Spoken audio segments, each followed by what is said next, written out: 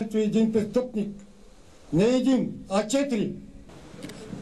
На всички фенове, рокери и други достойни българи, които ни подкрепиха на социалния и икономическия ни живот, който се превърна в основа.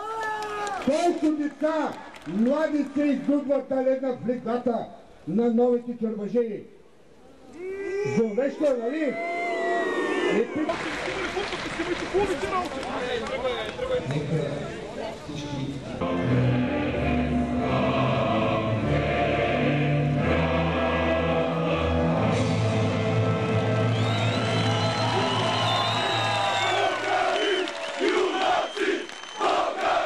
Се основават на горе посочените ценности.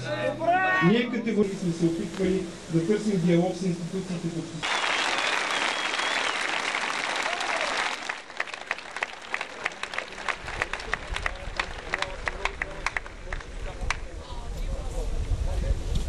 Граждани трябва да се учим не само да спазваме, но и да уважаваме. Не да живеят в ромска България. Те искат